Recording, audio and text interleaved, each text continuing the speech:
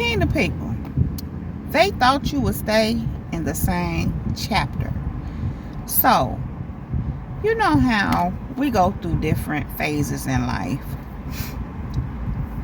We go through struggles sometimes. Sometimes we are what they would call in the valley. You know, many a times, Kingdom people, we're just in training. You know, we just figuring life out. God is just taking us through our journey so we can learn the lessons we need to learn, so he can grow us up, evolve us. And many a times he allowed us to go through hard times. Part of success is hardship. Many successful people have experienced hardship first. In fact, they tend to experience a lot of hardship during their success, because very successful people, especially successful God-purposed people, hardships come along with it. Hardships prepare you for those great successes. Again, hardships teach you many things. God uses the hardship to teach us, to prepare us, to strengthen us, to develop our character for what he's taken us into. And so, unfortunately, there have been people who looked at your hardships and looked at your struggle, look at where you were, and thought that you will always be there. I like to say, no, they hoped that you would stay there. In fact, some of the people try to keep you there. And the thing is, for those who thought you would always be there, when you come out of that, when you come into your new phase in life, your new chapter, they're shocked, as if you were going to always be in that same chapter.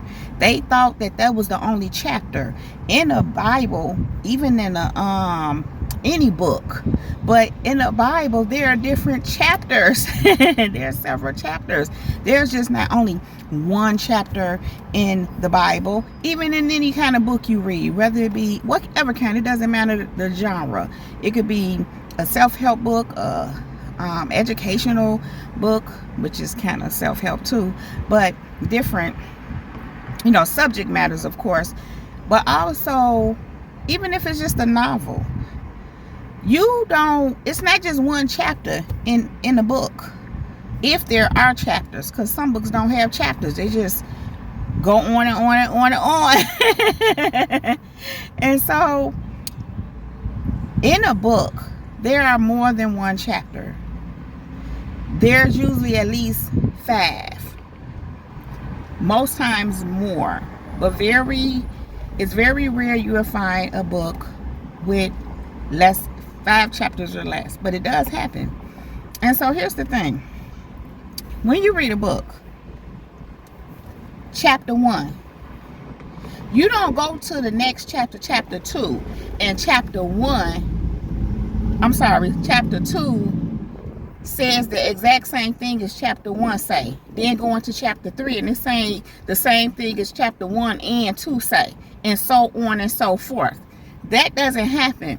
But for some odd reason, these people thought that your chapters was going to all look the same. They thought that you were going to always stay in chapter 1. When those chapters develop, even in a story, specifically a novel, the storyline always develops. If you think about, let's go to nursery rhymes, the 3 little pigs or the 3 little bears, it doesn't matter. Those storylines develop. The 3 little bears, Mama Bear, Papa Bear, and Baby Bear. First they went to go eat. Well, Goldilocks went to go eat their food. After the bears went out for a stroll, Goldilocks tasted Papa's bear food, porridge. And she was like, ooh, this is too hot. She tasted Mama Bear's porridge. She was like, ooh, this is too cold. She tasted Baby Bear's porridge. She was like, ooh, this is just right. She ate it all up. The storyline develops. It moves on. She went on to the sitting room and sat in their chairs. Papa Bear's chair was too hard.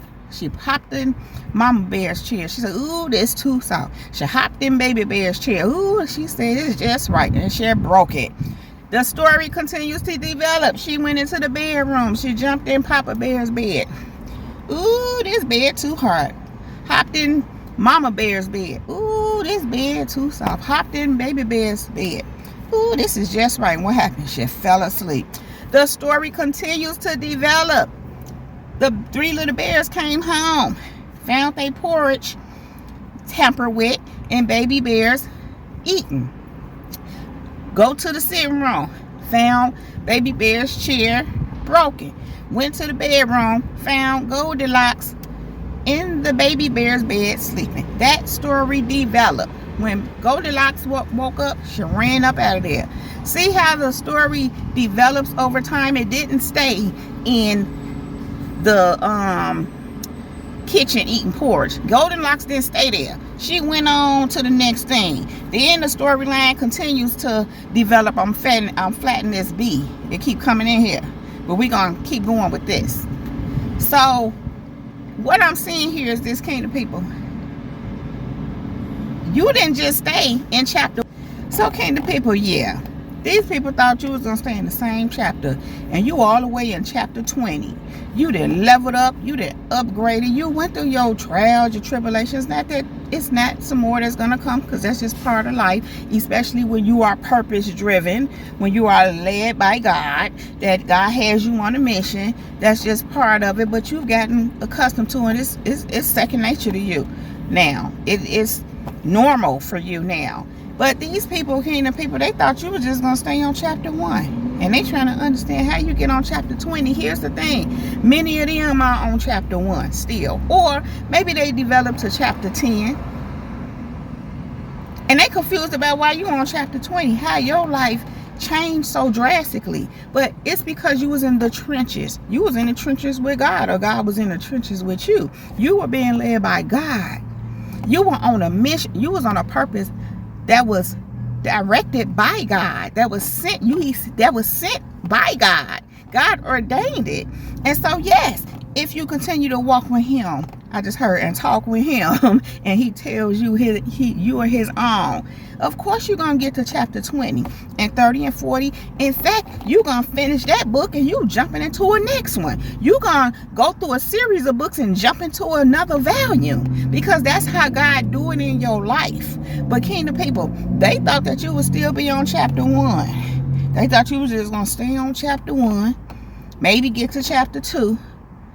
But they confused, because they surprised that you on chapter, I just heard 100. Now, that got to be a long book, unless each chapter is a page, 2 at the most. But you get what I'm saying, Kingdom people. They are surprised. They thought you were just going to stay in chapter 1. And I have this thing where I always don't, I get it now, but even then, I still, it behooves me, because why do people have in their mind that you're going to always be the same and nothing going to change for you? Anybody can change. And just because you in one place today don't mean you're going to be there tomorrow. I mean, I just don't get it. But as I've already stated before, I often feel like people, that's what they want.